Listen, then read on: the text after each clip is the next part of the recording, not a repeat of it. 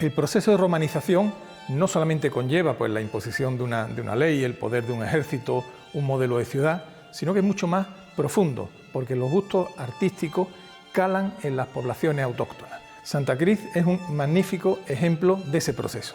Podemos ver estos magníficos, ¿verdad?, capiteles corintios que fueron tallados por los propios vascones romanizados. No son piezas simples, son realmente ricas y complejas. Habla de cómo esa población vascona muy rápidamente adquiere el gusto y la técnica romana de talla. Pero estos capiteles están sobre arenisca local. Los poblados vascones quisieron también mostrar implicación con Roma, poder, riqueza, y las grandes piezas las importaban de la misma Italia, de Roma. Así se han encontrado un togado o restos de una escultura de un emperador divinizado que no solamente es de mármol de Carrara, sino que fueron talladas en la propia Roma. Aprieta la canícula. El desnivel que hay que salvar para alcanzar la zona del foro de la vetusta Santa Cruz se acrecienta con el calor. Pasamos junto al viejo castro prerromano y al alcanzar la meseta, Roma se presenta ante nosotros.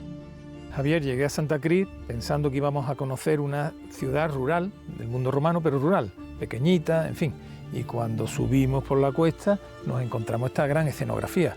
¿Qué es en verdad Santa Cruz? Sí, solemos decir que Santa Cruz es la más monumental de las ciudades romanas de Navarra, en parte porque fue uno de los escaparates que Roma tuvo en el territorio vascón para proyectar al exterior a través de la arquitectura y con una escenografía muy griega, muy helenística, que tenía raíces bastante antiguas, que significaba que una ciudad fuera romana. Ese escaparate el espectador actual lo sigue sintiendo, como te ha pasado a ti al llegar aquí. Claro, una arquitectura escaparate, una arquitectura no solamente para habitarla, sino para impresionar, ¿no? La arquitectura es el mensaje en este caso. Sí, efectivamente, se podría decir que los romanos aquí quisieron, y la élite local de Santa Cruz compró esa idea, quisieron demostrar que eran modernos, que había llegado un nuevo tiempo y que ese nuevo tiempo era un tiempo urbano y que esas ciudades tenían sobre todo que parecer urbes hechas a la imagen, si no de Roma, que estaba muy lejos, sí al menos de Casara Augusta, la capital del distrito jurídico, la actual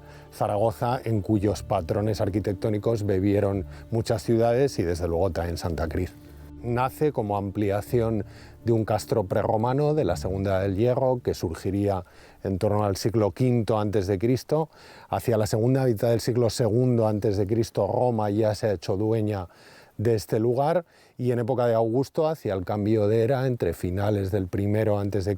y finales del siglo I después de Cristo, la ciudad se monumentaliza con este gran foro que tenemos aquí y sin embargo esa ciudad tan escenográfica, tan espectacular, apenas 180, 200 años más tarde, a finales del siglo II, primera mitad del siglo III después de Cristo, iniciará un declive en beneficio de todas las fincas rurales que crecieron alrededor de la ciudad, en parte un declive acelerado en Santa Cruz por un colapso arquitectónico del foro que decidieron ya, después de varias reformas, no recuperar.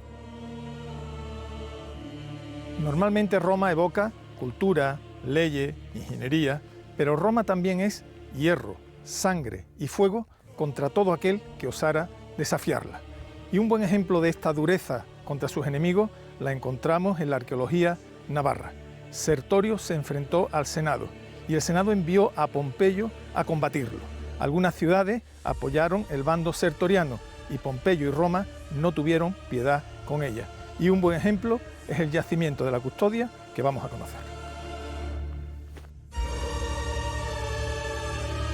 A solo 3 kilómetros de Logroño, aunque en territorio navarro, el yacimiento de la Custodia se está convirtiendo en una de las mejores fuentes de información para conocer la romanización y la integración de los pueblos del final de la Edad del Hierro en el norte peninsular. El yacimiento es muy extenso, según los sondeos, puede superar las 15 hectáreas de superficie. Estamos ante una gran ciudad construida por los verones, con un urbanismo que presenta similitudes con el Mediterráneo y también con el mundo céltico. Los verones eran celtíberos y sus últimos días fueron terribles. Gracias a Tito Livio sabemos que es la ciudad que Sertorio destruyó el año 76 a.C. en una campaña dentro del contexto de las guerras sertorianas, ¿no?, que le hizo recorrer buena parte del Valle del Ebro, destruyendo ciudades pues, que eran proclives o que luchaban en favor de su opositor Pompeyo, ¿no? En esa campaña destruyó Grácurris, Cascante, Bursao, Borja, y desde Calahorra fue su ciudad aliada en este tramo del Valle del Ebro, planificó el ataque de esta ciudad. Sertorio, perseguido por Pompeyo, decidió atacar la urbe. Probablemente fue como castigo por el apoyo de los verones a su enemigo, o quizás por simple prevención. Las fuentes no lo aclaran. En cambio, la arqueología sí está permitiendo realizar una secuencia de los acontecimientos en base al registro material. Lo que nos estamos encontrando precisamente es una ciudad arrasada por el fuego y por las armas de Roma contra unos ciudadanos varellenses que cayeron aquí en el enlosado de estas calles.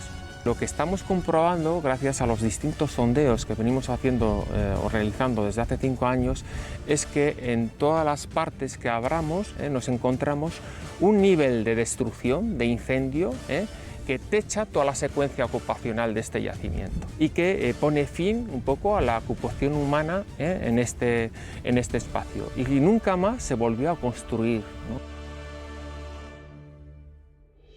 Cuando Sertorio fue asesinado en el 72 a.C., terminó el sueño de una república romana paralela, una autonomía política en suelo hispano. Las guerras civiles continuaron entre romanos que contaban con la población indígena entre sus filas.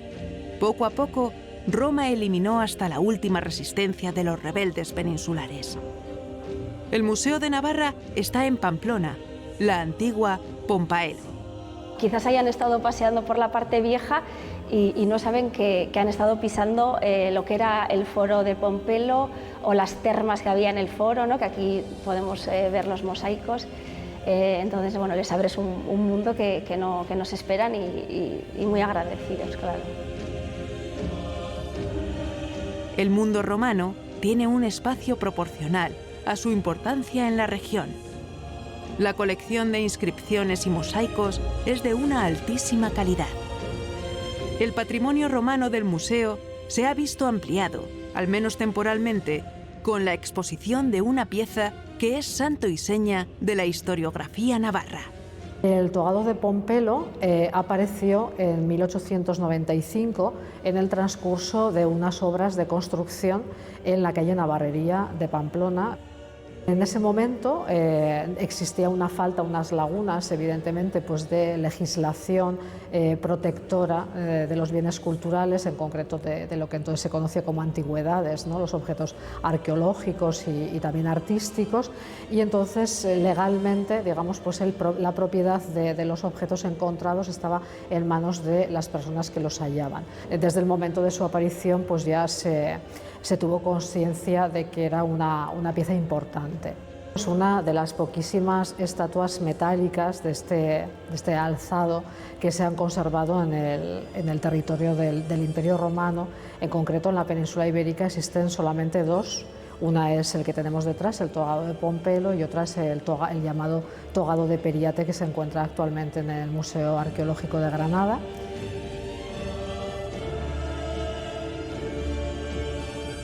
En la otra vertiente de la Cuesta de Santo Domingo, también con aroma taurino, el Archivo Histórico de Navarra ha dedicado este año una exposición a la arqueología de los castillos y a su documentación.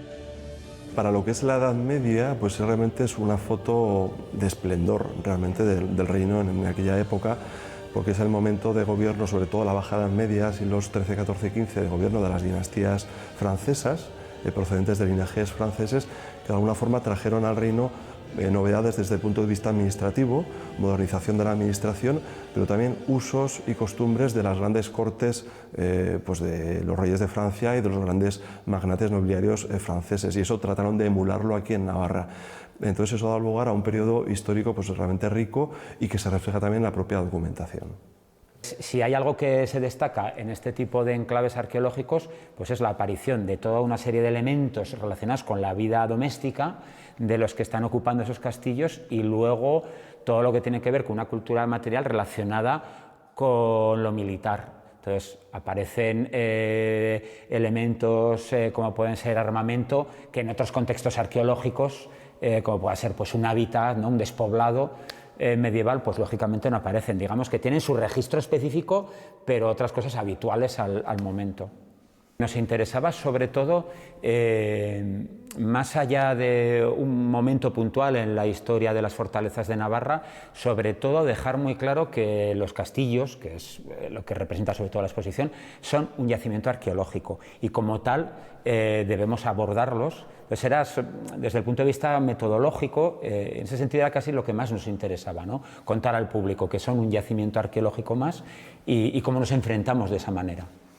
Por parte de la documentación lo teníamos bastante claro, porque las fuentes que se conservan aquí en este archivo, sobre todo las procedentes de la Cámara de Contos, que reflejan la documentación de la corona navarra durante la Edad Media, son riquísimas, abundantísimas, sobre todo para los siglos XIII y XIV, y en el caso concreto de los castillos pues permiten dar a conocer las fases de construcción de las fortificaciones, las personas que los ocuparon, los momentos de ocupación de uso de los mismos y todo tipo de referencias e información relativos pues, al contenido, a los bastimentos, al armamento, munición, bienes de todo tipo que contenían.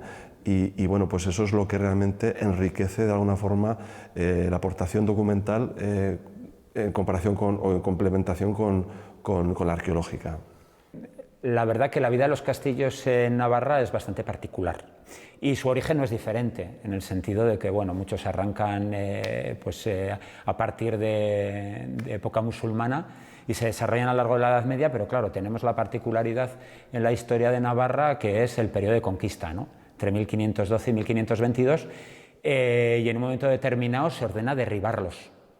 Con todo, a partir de ahí, desde el siglo XVI a la actualidad, algunos de ellos que todavía tenían elementos medianamente utilizables, pues a lo largo de las contiendas del siglo XIX, de las guerras carlistas, incluso se reutilizaron como fortines. Entonces, en ese sentido, su historia no es ajena a la de otros castillos de la península, pero con esa particularidad del siglo XVI en que se derriban sistemáticamente. Esta crónica de la arqueología navarra nos ha mostrado algunos de sus episodios más brillantes, esos que más peso específico tienen en el inmenso caudal de sus investigaciones. Hemos recorrido las geografías y los tiempos de Navarra y hemos visitado sus yacimientos prehistóricos, protohistóricos, romanos e incluso medievales. Y es que Navarra atesora una rica arqueología que bien merece la pena ser conocida.